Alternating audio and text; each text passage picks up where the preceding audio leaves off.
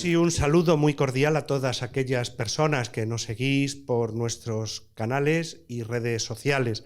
Tenemos hoy con nosotros a Isabel Pintor Maya y a Manuel Pintor García, padre e hija, hija y padre. Bueno, Isabel y Fernando, tanto monta tanto, ¿eh? Pero bueno, pues ahí les tenemos hoy a los dos, que acaban de publicar una obra con la editorial San Pablo que se titula Compasión y atención plena, cómo mejorar mi autoestima. Bueno, pues hoy nos vamos a encontrar con ellos y os vamos a intentar recomendar la obra para que precisamente, bueno, pues conozcamos un poquito más de la obra, pero también de los autores. Paso un poco a presentaros a cada uno de ellos para que sepamos un poquito del currículum. Luego vosotros nos decís alguna cosita más, porque al final el currículum pues es lo de menos, ¿verdad?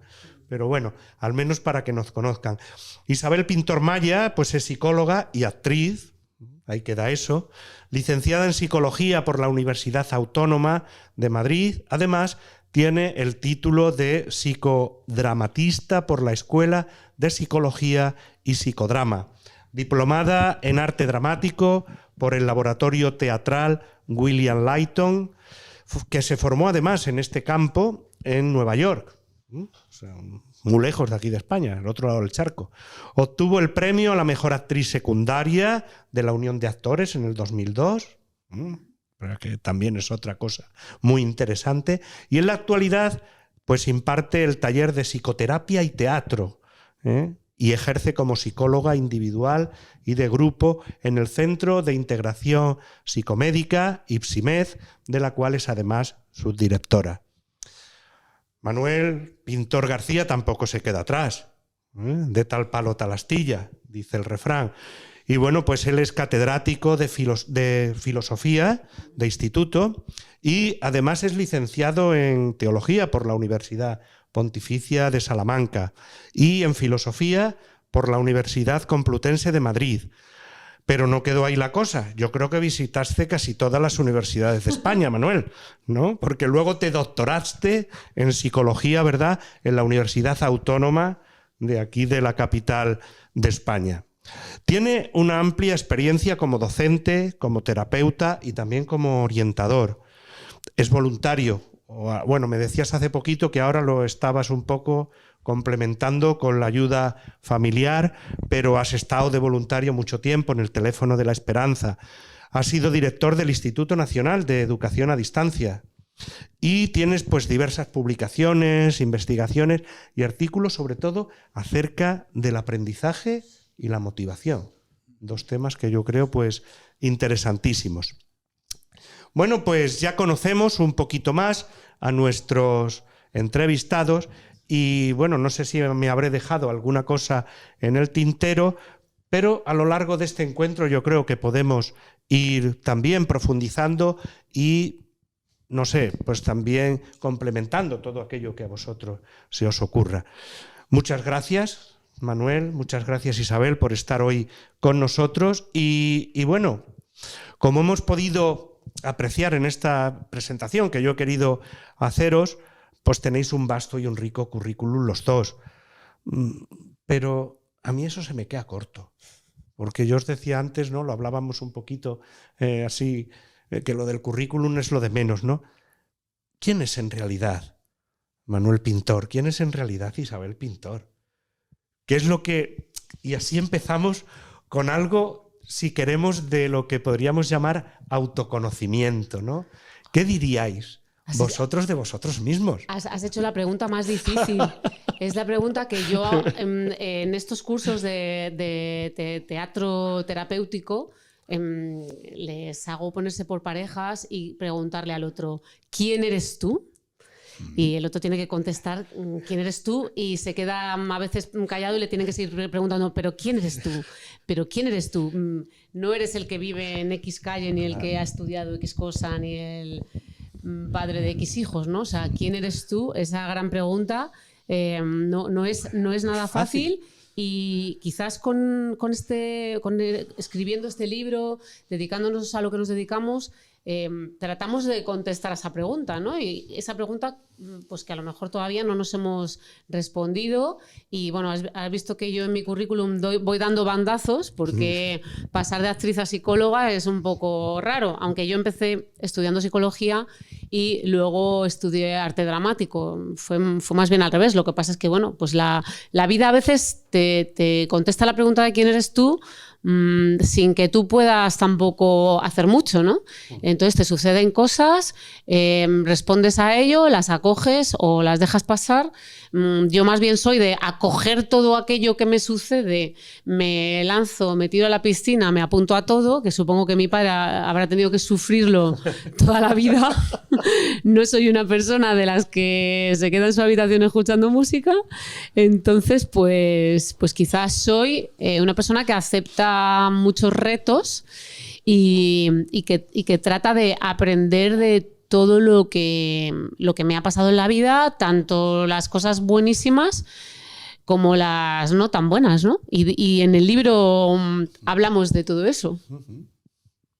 ¿Y tú? ¿Y tú? ¿Quién eres tú? Bien, pues soy una persona bastante buscadora de conocimiento, bastante inquieta, y trato de escribir mi vida día a día. Yo pensé que ya a los 50, a los 60 se podría tener ya el último capítulo, pero mientras viva seguiré escribiendo capítulos y buscando, porque es un poco la historia interminable y me estoy construyendo a mí mismo. Entonces, pues, pero sobre todo creo que yo le doy mucha importancia a la relación personal, al encuentro con los demás. Me parece que es muy bonito el encontrarse en profundidad con los demás. Bueno, qué interesante, ¿eh? Ya nos ha hecho un reto Manuel, y es que a pesar de la edad, luego lo veremos también, ¿no? Que todo lo que contáis en el libro no tiene edad, pero que a pesar de la edad podemos seguir avanzando en nuestra vida. Habéis acabado de publicar el libro y se llama Compasión y Atención Plena. Yo no quiero hacer spoiler de él porque, bueno, yo como editor pues me interesa, ¿no? que el libro se venda, pero sí me gustaría que nos aclararais un poco, y también a aquellas personas que nos van a estar viendo, ¿qué significa eso de compasión? ¿Qué significa eso de atención plena?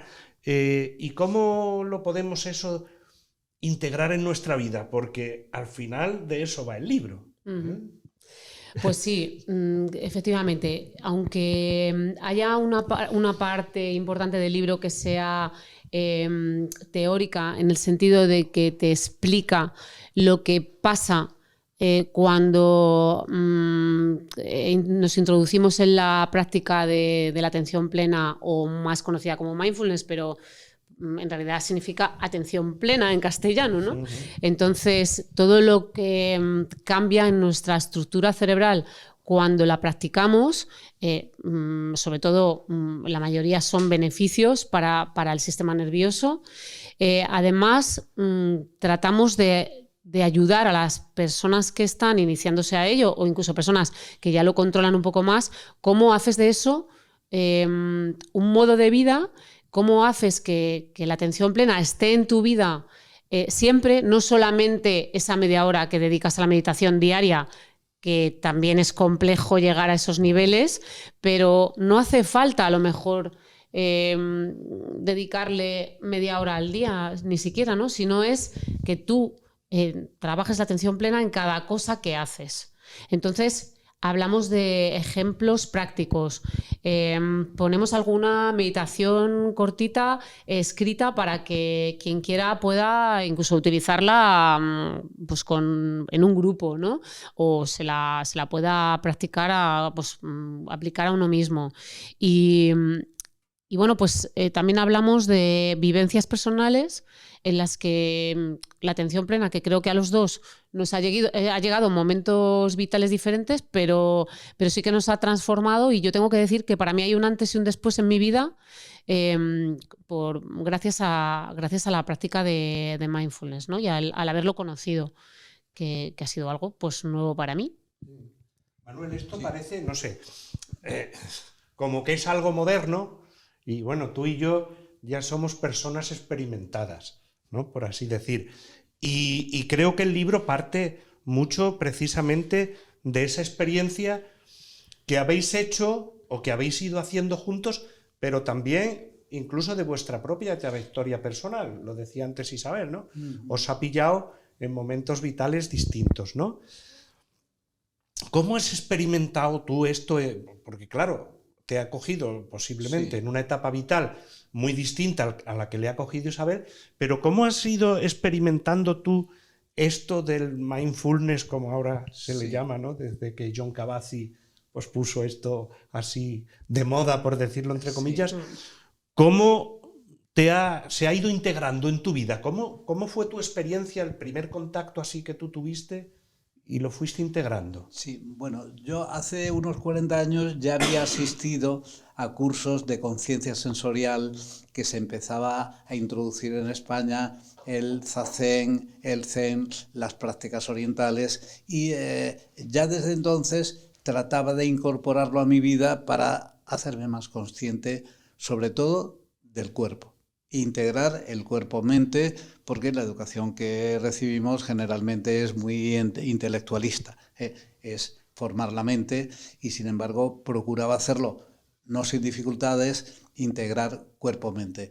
Entonces, no cabe duda que esto fue un entrar por una autopista donde había nuevas posibilidades, nuevas técnicas para fijar la atención en diversos niveles, de diversas formas que entramos en ella en el libro, la atención a diversos focos, la atención flotante, la atención a todo lo que pasa por la mente como las nubes por el cielo.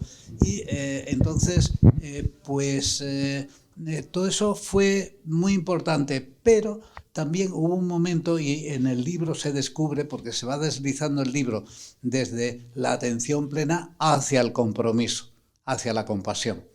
Se le ponga el nombre que se ponga, porque no es cuestión de nombres, puede ser compasión, puede ser estima, puede ser dedicación a los demás, bondad, etc. Es el comprometerse activamente con la mejora de los demás y con la mejora de uno mismo y el aprecio de uno mismo. Entonces, un poco el itinerario fue de la atención plena a la compasión. Bueno, muy interesante, vamos, al menos el haberlo descubierto. Hablábamos hace un momentito, Manuel, ¿no?, que esto del mindfulness o de la atención plena, ¿no?, como apuntaba Isabel, ¿no?, no es simplemente dejar la mente en blanco, sino que incluso esto nos tenía que llevar al compromiso, que lo podemos llamar compasión, lo podemos llamar, yo qué sé, solidaridad, caridad, como quieras, ¿no? Creo que es un punto interesante, ¿no? Porque el concepto de que muchas veces nos tenemos de lo que es la atención plena o mindfulness, como ahora se le llama, ¿no? Pues es que te sientas en un zafú, posición de loto. A mí además me cuesta horrores, para que te lo voy a decir, porque yo ya no tengo las articulaciones. Y claro, y no pienses en nada. Y yo siempre decía, ¿y cómo hago yo eso? Sí. Entonces, no sé. Sí, es como lo de no pienses en un elefante rosa. Exacto, no pienses en un elefante rosa. Y está ahí, ¿no? Y no te lo quitas de la cabeza. No sé, sí que me gustaría que entre los dos o tal, pues comentarais un poquito esto, ¿no? Cómo el mindfulness no es únicamente, o sea, no es absolutamente dejar la mente en blanco, sino que es otra cosa, ¿no? Como dejar que vayan fluyendo, por así decir, nuestros pensamientos y centrar nuestra atención en otra cosa.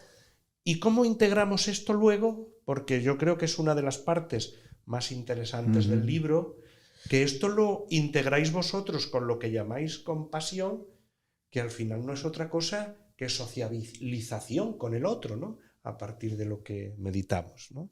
Creo que es interesante que, no sé, que lo... Sí, efectivamente. Se trata de poner el foco de la atención en algo intencionalmente. No es poner la mente en blanco, sino todo lo contrario, es dirigir intencionalmente al foco que tú desees dado el momento, que puede ser la respiración, simplemente sentirlo en las aletas de tu nariz o en el fluir del pecho, del diafragma, en el estómago, la respiración completa.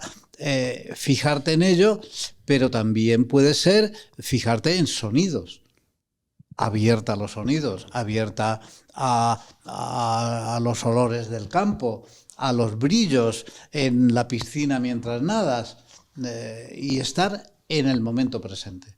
No estar en el pasado, no estar en el futuro. Y también incluso a los pensamientos. Aceptar los pensamientos que te vienen a la mente y dejarlos pasar para seguir centrado en la respiración y no dejarte llevar por la mecánica de los pensamientos, que a veces, diríamos como las cerezas, van ligando unos con otros y entonces podemos distraernos. Como dicen algunos autores de psicología cognitiva, a veces las depresiones te vienen cuando estás distraído y estás con la mente perdida por ahí sin ser tú quien un poco no dominas, pero sí aceptas tu mente para hacer el seguimiento de lo que realmente deseas. Entonces, esto es muy importante, el estar en lo que tú eliges como foco, que puede cambiar o puede ser el foco abierto en el sentido de que ver qué es lo que pasa por tu mente y te ayuda a conocer. O sea, tú eres testigo de todo lo que pasa por tu mente y habla de ti. En el fondo sería un ejercicio de autoconocimiento bastante notable. Pero quería decir también, al hilo de lo que decía Isabel, de la importancia que tiene lo neurológico, el mindfulness, la atención plena, es la puerta de la compasión. Tú dándote cuenta de cómo estás tú dándote cuenta de cómo están los demás, es como puede fluir de ti, salir de ti un movimiento de compromiso. Un movimiento de acercamiento, de conexión, de darte a los demás. Quizá empezando por ti mismo, de contacto contigo mismo. Bien, pues el sistema de la compasión es común a los mamíferos. No es solamente humano, sino todas las crías empiezan ya en una conexión compasiva con la madre, sintiendo con ella. Obviamente los humanos también. El mismo concepto bíblico de compasión, misericordia, pues tiene mucho que ver con las vísceras del infante que comulga con las vísceras de su madre. Es algo muy íntimo. Entonces, esto es muy importante para ver cómo neurológicamente la compasión también la tenemos en el cerebro. La primera fase sería la empatía, que sería el sentir con los demás, pero luego la compasión va dando varios pasos más allá, que sería sentir por los demás para hacer por los demás. Quizá, como decía antes, empezando por uno mismo. También ver qué puedo hacer por mí mismo como primer paso, como umbral o peldaño para comprometerme con los demás. Uh-huh. Al hilo de todo esto que estáis diciendo, claro, yo lo he visto en el libro. Esto puede practicarlo cualquier persona. No, quiero decir, no hay trabas ni de, por decir, ni culturales, ni de creencias, ni de edades. Bueno, de las edades yo lo había visto en otras obras y tal, pero he descubierto gratamente, ¿no?, cómo contabais, por ejemplo, la experiencia con niños de primaria, entre, pues no sé, con 6, 7, bueno, incluso me imagino que con vuestros propios nietos, porque lo contáis incluso que en la mesa, ¿no? Menos, que alguna vez lo habéis hecho, ¿no? Sí. Y no sé, creo que es interesante esto, ¿no? Que lo pongamos también de manifiesto. Que esto es una práctica que puede realizar cualquier persona. Y no tiene efectos secundarios. Efectivamente. Porque hay otras técnicas de curativas, ¿no?, que sí que lo podrían tener. Pero bueno, es una broma, pero es real en el sentido de lo que tú dices. Me parece además una buena apreciación. No hay que ni siquiera tener experiencia previa, ¿no? Y bueno, las formaciones que se hacen ahora son, por supuesto, para ir adquiriendo ese hábito, ¿no? Pero siempre va a haber un momento, por mucha experiencia que tengas, en el que vas a tener un día en el que no logres atender plenamente y vengan muchas distracciones, ¿no? De hecho, pues esa es la dificultad del trabajo pero esa toma de conciencia de las interferencias, tanto internas como externas, a las que nos vemos pues expuestos en nuestro día a día, y además yo creo que vivimos en un mundo de interferencias, ¿no? En el que ponerse 10 minutos a hacer algo sin que le interrumpan a uno es casi imposible, ¿no? Y si no, ya te interrumpes tú a ti mismo. Entonces, la atención plena te habla de cómo también darte cuenta de que estás teniendo una interferencia, de que te estás quedando con la mente un poco en el limbo, ¿no? En esa red neuronal por defecto que ahora se habla a través de la neurociencia, qué es lo que pasa cuando nos quedamos como un poco disociados, como un poco con la mente en blanco. Lo que está pasando es que estamos generando sufrimiento y que nos vamos más a pensamientos negativos que a pensamientos positivos, ¿no? Entonces, poder ir aprendiendo a identificar eso y también los diferentes niveles de conciencia, desde lo corporal. El mindfulness también atiende muchísimo al cuerpo, no solamente a la mente. Pues cuando hacemos escáner corporal de todo el cuerpo y vamos parte por parte del cuerpo, notándola, sintiéndola, cómo está esta parte, cómo está hoy mi cuerpo. Hacer ese ejercicio hoy en día, que parece un lujo, porque no nos da la vida para eso y estamos desconectados de nosotros mismos, qué importante es poder aterrizar en nuestras sensaciones corporales. A partir de ahí, yo a veces a los pacientes ya ni les pregunto cómo se sienten, porque no tienen ni idea. Sí. Les pregunto, ¿cómo está tu cuerpo? Claro. Porque cómo se sienten es como, perdona, ¿qué idioma me hablas, ¿no? ¿Qué te duele? Exactamente. ¿Qué estás percibiendo? Y a partir de ahí, a partir de ese, ¿qué escuchas en tu cuerpo? ¿Qué está pasando en tu cuerpo? Pueden empezar a poner en palabras lo que están sintiendo, ¿no? Lo que están las emociones y luego el pensamiento también, ¿no? Y saber distinguir un pensamiento de un sentimiento parece una tontería, pero es muy difícil. Claro. Y también te puede ayudar el mindfulness. Es muy interesante esto, ¿no? Porque, claro, os hacéis eco de ello en el libro, ¿no? Qué importante es hacernos conscientes, ¿no? De lo que está ocurriendo a nuestro alrededor, de lo que está ocurriendo incluso en nuestro cuerpo, de alguna manera reconocer esas emociones, ¿no? que vamos sintiendo y tal, ¿no? Y cómo integrar esto, ¿no? Y me parece muy interesante porque en algún momento dais incluso, por así decir, estrategias o técnicas, ¿no? De cómo regular. Me ha gustado eso, además de regular, ¿no? Tanto los pensamientos como nuestro mundo afectivo y tal, que no es reprimirlo, no es acallarlos, sino que, por así decir, es otra cosa, ¿no? Lo que se consigue por medio de aceptar y regular. Exacto. Y quería decir, subrayando algo que decía Isabel, que justamente el que se inicia, el principiante, casi tiene una ventaja, porque es que parte de cero y parte de una ingenuidad bondadosa para actuar sin prejuicios y calar en la hondura del darse cuenta y en la hondura del compadecer con autenticidad. A mí, cuando yo iba leyendo el libro, bueno, y a partir de otras experiencias, ¿no? A mí me asaltaba un poco que vivimos un poquito, ¿no? En una sociedad en la que prima, y incluso hay corrientes psicológicas, ¿no? Donde lo que prima es lo positivo. No, mira, esto, mejor que no pienses en eso. Oye, que es que he tenido una crisis de pareja. No, mira, tú no pienses ya en él. Mira lo bonito que es el árbol aquel, las flores.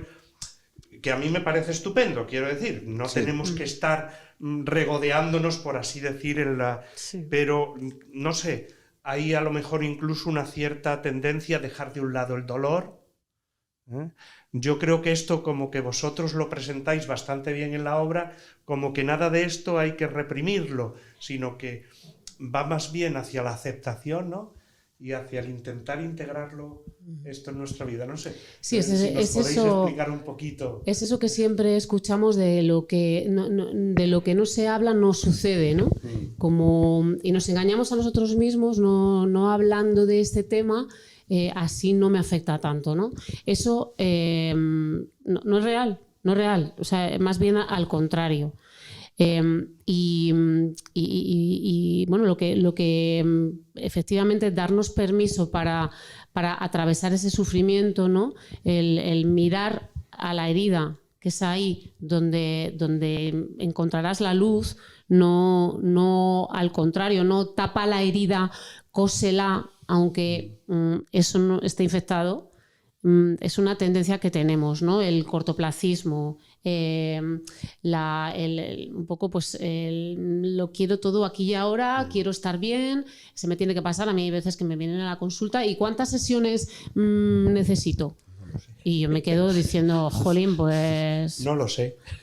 Ojalá te lo pudiera decir, pero que no se trata de eso. Se trata que te vayas de aquí aprendiendo algo, no poniéndote un par de parches. Eso es importante, ¿no? Y bueno, pues nosotros tratamos de, con compromiso, involucrándonos y también incluyéndonos como personas humanas que también sufrimos, hablar de cómo se puede trabajar esas cosas, no huyendo de ellas, atravesando el túnel, y si toca sufrir o toca solucionar un problema, ¿no? A lo mejor la palabra da un poco de miedo, la palabra sufrir. No es añadir sufrimiento o añadir dolor, ¿no? Pero hay cosas que es que duelen. En la actualidad, no sé qué vosotros pensáis de esto, ¿no? Pero se habla mucho acerca de ver la vida en positivo, de ver lo bueno que ocurre a nuestro alrededor, ¿no? E incluso cuando tienes algún momento de crisis, de dolor, de sufrimiento, no, oye, no pienses en eso, mira, oye, el amanecer, qué bonito, ¿no? Esto es el mundo happy flower, que, no sé, a mí a veces me resulta como un poco extraño, ¿no? Porque digo, bueno, yo creo que el dolor o el sufrimiento es inherente a la persona humana, no sé cómo lo veis vosotros, pero ¿qué pensáis acerca de esto? ¿Puede ayudarnos y el mindfulness, bueno, y cómo se complementa esto también del dolor con la compasión, tal y como lo tratáis en el libro? Pues sí, es verdad que hay como una intolerancia muy grande al dolor, sobre todo al dolor de la mente, y parece que es que no nos... Pues eso, no nos permitimos ni siquiera hablar de ello, ¿no? Parece que de lo que no se habla no está pasando, y nos creemos nuestra propia mentira. Si yo no hablo de este tema, es que este tema no me afecta, y eso no es real. No es real. Y bueno, pasa mucho. Hoy en día también tenemos como mensajes positivos por todas partes, en las tazas, en las camisetas, en todos sitios, como la mejor versión de ti mismo. Todo el día dando la versión mejor de ti mismo. Es agotador. O sea, realmente, o sea, necesitas una cara A y una cara B, ¿no? Y siempre estar en la mejor versión de ti mismo. No conozco a nadie. Es verdad que también las redes sociales parece que es ese lo que el escaparate que damos a los otros. No sales llorando porque te ha pasado algo. No, sales pues en el estreno en el que has estado, o en la presentación del libro en la que has estado, o en el cumpleaños en el que has estado. No, en el funeral no te haces un selfie, ¿no? Bien, ¿qué piensas tú? Estando de acuerdo con lo que dice Isabel, pues tenemos que estar a aceptar el sufrimiento y también a aliviar el sufrimiento, porque justamente la compasión, diríamos, es la capacidad, la competencia y el arte de aliviar el sufrimiento, el propio, quizá en primer lugar, para poder luego aliviar el de los demás. Y quería insistir en que la compasión se entrena, como cualquier otra actividad, igual que la capacidad de tener atención plena, de fijarse en un foco de atención elegido por ti intencionalmente y proseguirlo en el tiempo y mantenerlo con motivación. La compasión también. Se habla de fatiga de la compasión.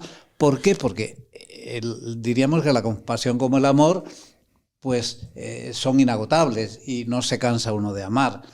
Pero si no se hace bien, si se hace fijándose en uno mismo y quizá empatizando mucho y sintiendo y sufriendo tanto como el otro, te puedes agotar, ¿eh? O te puedes agotar, como decía Isabel, si uno quiere superrealizarse e hiperrealizarse. Se ha dicho que estamos en una sociedad del cansancio. ¿Por qué? Porque es que llega un momento de autoexplotación. Quizá esta sociedad del capitalismo neoliberal en el que estamos trate de explotarnos de tal manera que ya no hace falta que venga nadie de fuera a explotarnos, sino que ya se constituye uno el propio explotador, porque tiene uno que hiperrealizarse todos los días al 100% y más, si cabe.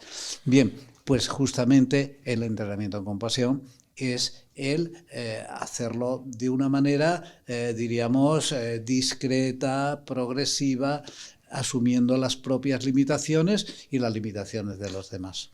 Y una entrega regulada a los demás, para que los mecanismos de motivación, que también diríamos los mecanismos neuronales que te dotan a la auténtica compasión de los neurotransmisores oportunos, los opiáceos oportunos para mantener la compasión en el tiempo, que es lo importante y diríamos toda la vida. Claro. Fíjate que hablábamos precisamente de esta compromiso que esto nos puede llevar, y creo que lleva a algunas personas, a lo que puede ser la enfermedad del siglo XXI, que es el estrés. Bueno, muchas veces pensamos, pues lo que tú decías, ¿qué tengo que ofrecer? Bueno, ¿no es mejor que ofrezcas la versión de ti mismo de ahora, actualizada, la que tienes y con la que estás viviendo, que no la mejor? ¿Y cuál es? Es como incluso cuando hablamos en religión de la cuestión de la santidad. Sí, mire usted, yo iré tendiendo a ella, pero deme un poquito de respiro, ¿no? Claro, un poquito de estrés yo creo que es bueno, ¿no? No sé cómo lo veis vosotros, pero el estrés en exceso es malo. ¿Cómo veis esto hoy día en la sociedad que nos está tocando vivir? ¿Y cómo creéis que podemos ir integrando pues esto de la atención plena, del mindfulness, de la compasión, para un poco contrarrestar, ¿no?, los beneficios malos que nos puede traer el estrés? Es que casi digamos como que es una cosa a la contraria de la otra, ¿no? El estrés es casi el opuesto de la atención plena, porque cuando estás estresado tu atención no está plena, está dispersa, estás en una nebulosa, estás en el modo multitarea, que también es como algo que se ha aplaudido mucho, que se nos, además, como a las mujeres se nos ha dicho, las mujeres sois capaces de hacer muchas cosas a la vez. Y eso es precisamente lo que me he propuesto no hacer. No hacer varias cosas a la vez, hacer una. Cuando la termine, empezaré la siguiente. Porque esa dispersión de la mente, de estar haciendo varias cosas a la vez, es justo lo contrario de atención plena, justo lo contrario de mindful. Eso sería mindfulness. O sea, sin atención plena, con la atención a cachos. Una aquí, otra cosa aquí, otra cosa aquí y otra cosa aquí. Soy la mujer orquesta y lo hago todo. Y sí, quizás a lo mejor te ahorras media hora, pero a veces cuando estás en ese modo, de pronto incluso hasta mandas un email 2 veces porque en la primera vez no lo has hecho tan automáticamente o lo has hecho mientras estabas haciendo un cocido. Pues es que al final no sabe, ni el cocido te sabe rico, ni el email se lo mandas a quien se lo tenías que mandar, se lo mandas a otro. Entonces, es justo una cosa es la contraria de la otra, yo diría. Sí. Por ir un poquito, ¿no? Concluyendo, yo estaría, de verdad os digo... Pero ya estamos haciendo spoiler no, del libro. Claro, y estaría horas hablando con vosotros, pero por deformación profesional no quería dejar de tratar un tema. Me ha parecido, y os lo digo con todo el corazón y con sinceridad, de una belleza absoluta como lo tratáis en el libro, y no voy a contar la meditación que hacéis ahí, pero sí que me gustaría... igual sobre todo tú, Manuel, como teólogo, ¿no?, la integración del mindfulness con la oración, con lo que puede ser nuestra vida espiritual, ¿no? Porque yo digo muchas veces a la gente, le digo, vamos a ver, esto, por mucho que nos parezca muy moderno, tiene sus raíces en la Biblia. Yo en el Evangelio de Mateo leo: no os preocupéis por el mañana, que hasta los pelos, conmigo fue fácil, los pelos de vuestra cabeza están contados. Preocuparos por el presente, vivir el hoy. Yo creo que esto ya, ¿no? Y vosotros, yo creo que habéis hecho, incluso con el Padre Nuestro, si os recordáis, es verdad. Pues como que algo como muy bonito, ¿no? De acercar el mindfulness a la espiritualidad, a la oración. ¿Creéis que esto es factible, se puede integrar? Sí, efectivamente, pienso que recurriendo a la historia de las religiones, al caudal que hemos recibido, pues de todas el caudal intelectual de todos los tiempos, se han hecho muchas integraciones, empezando por la psicología positiva y desde luego en la Biblia y en el Nuevo Testamento hay un caudal enorme de inspiración de lo que es situarse en el momento presente y, ¿por qué no?, también podemos poner un acento oriental en la vivencia del cristianismo, igual que en otros momentos de la cultura y de la historia, pues se ha incluido, qué sé yo, pues el aristotelismo, por ejemplo. Y sin embargo, hoy pues se insertan otras cuestiones pues de la cultura contemporánea. Al fin y al cabo es ecumenismo y diálogo interreligioso, ¿no, Manuel? Es una facilidad y un campo de compartir, de aportarnos unos a otros una vivencia pues de la fe y de la oración. Entonces, claro está que se puede hacer la meditación de la bondad o la meditación de la compasión, pues es prácticamente lo mismo. Si alguien quiere explicitar una persona, pues proponer: Señor, que sea consciente de mí mismo, Señor, que me acepte, Señor, que tenga el anhelo de hacer el bien, o cada uno a su estilo. Entonces aquí cabemos todos en una plegaria universal en la que podemos pedir y velar y anhelar por nosotros, por los demás, por los seres vivos y por la naturaleza. ¿Qué falta hace? Eso.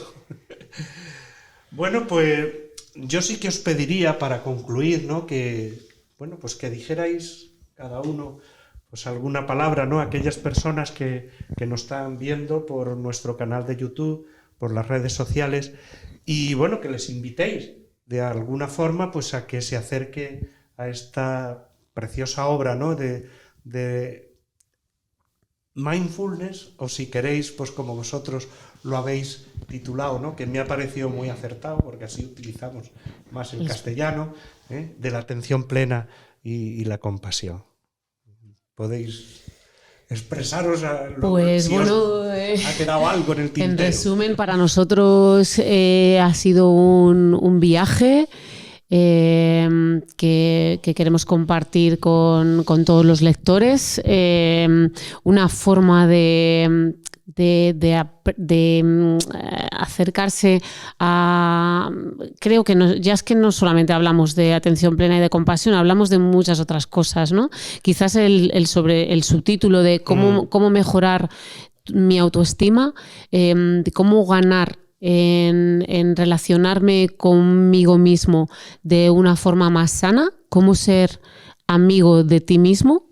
Nos gustaría que este libro sirviese para eso, ¿no? O sea, para ese trabajo de viaje al fondo de ti mismo.